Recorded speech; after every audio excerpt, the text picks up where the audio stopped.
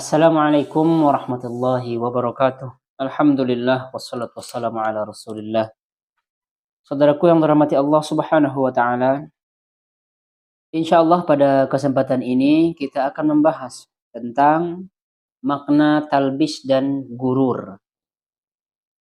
Disebutkan di sini bahwa talbis adalah menampakkan kebatilan dalam bentuk kebenaran. Dan gurur yaitu sejenis kebodohan yang mengakibatkan seseorang meyakini suatu kesalahan sebagai kebenaran dan suatu keburukan sebagai kebaikan. Contohnya kemarin, ya, rame-rame datang menolak pembangunan masjid. Bayangin, ya, keburukan yang dianggap kebaikan. Kebatilan dalam bentuk kebenaran. Bayangin, masjid, pembangunan masjid ditolak rame-rame. Nah, ketika mereka demo itu, apa yang mereka baca? Sholawat. Mereka berzikir. Coba bayangin. Ini pembangunan masjid. Masya Allah. Ini aneh bin ajaib ini. Aneh pisan pokok nama ini. Ya. Lalu kemudian apa lagi? Membubarkan kajian. Kajian dibubarkan, bayangin, aneh jadinya. Coba. Mereka yakini itu adalah kebenaran. Membubarkan kajian tersebut, mereka yakini adalah suatu kebenaran. Padahal itu tuh kebatilan. Nah, ini yang dimaksud dengan talbis dan gurur ini. Disebabkan oleh apa kira-kira melakukan demikian? Karena kebodohan mereka. Nah, dan mau terprovokasi oleh sebagian oknum. Kita mah ada aneh sebagian dari kita ini. Gereja dijaga, ya, dengan baik, sedangkan pembangunan masjid ditolak. Aneh kan jadinya. Apa namanya juga pengajian. Pengajian dibubarkan. Baca takbir lagi. Allahu Akbar, Allahu Akbar. Sambil sholawat. Kajian dibubarkan. Kajian membahas apa coba? Membahas tentang hadis Nabi Shallallahu Alaihi Wasallam. Aneh ini di kita. Aneh betul. Ini katanya toleransi. Menggaung-gaungkan toleransi, ya. Toleransi digaung-gaungkan. Tetapi belum siap menerima perbedaan. Aneh jadinya, ya. Jadi bertolak belakang. Mereka menggaung-gaungkan toleransi. Toleransi, kita harus toleransi dalam ini dan lain sebagainya. Akan tetapi ketika mereka mendapati ada seorang kiai, ada sebuah kelompok misalkan, ada sebuah pemahaman yang berbeda dengan dia, langsung saja nih main bubarkan. Padahal yang namanya toleransi, ya sudah, terima saja. Apabila kita ingin membantah, silahkan bantah dengan ilmu, bukan dengan otot, bukan dengan mengadakan massa, ya, mengumpulkan massa lalu kemudian membubarkan kajian tersebut, lalu kemudian menolak pembangunan masjid tersebut.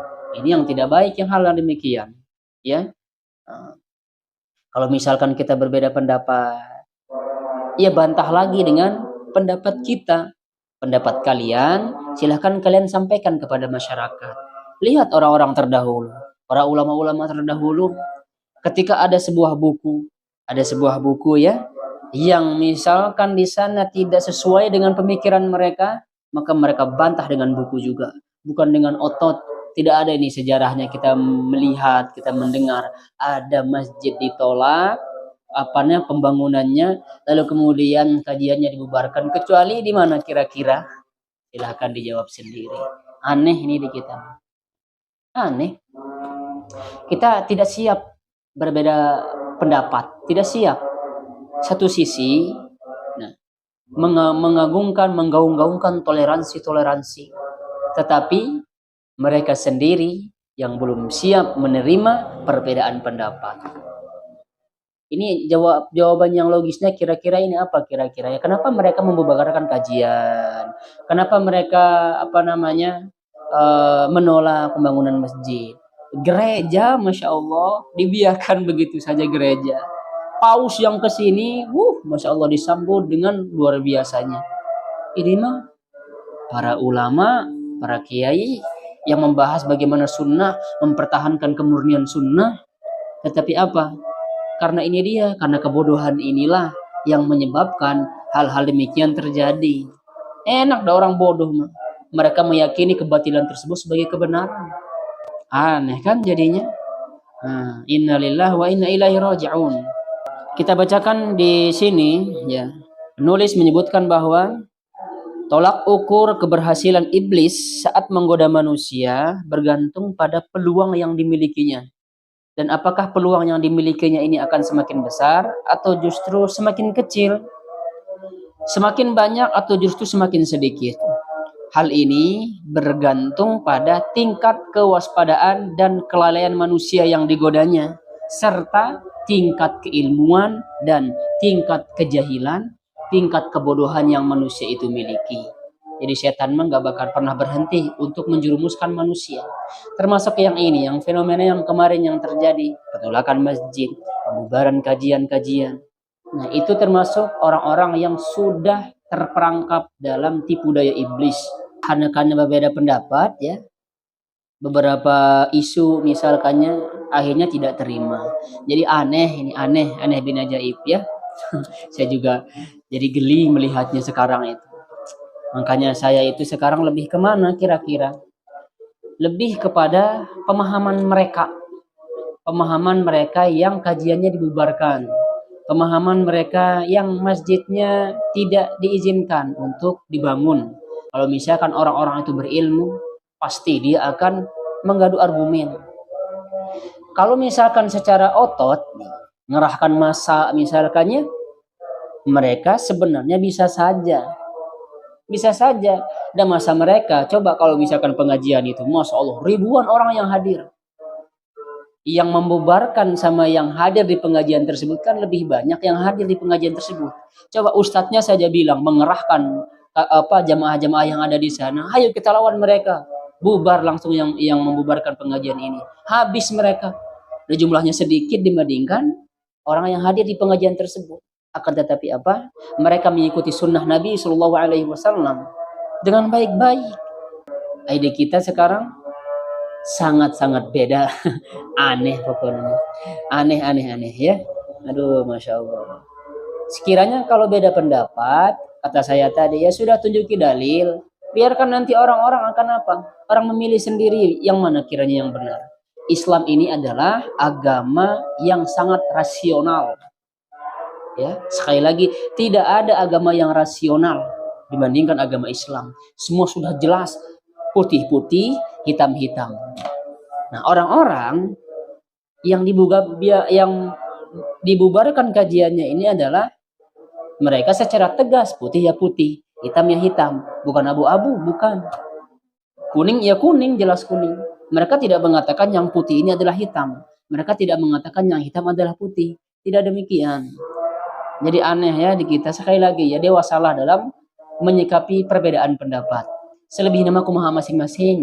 Nu penting kurang sampaikan. Kita sampaikan. Ini dalilnya, ini menurut kami, ini ulamanya.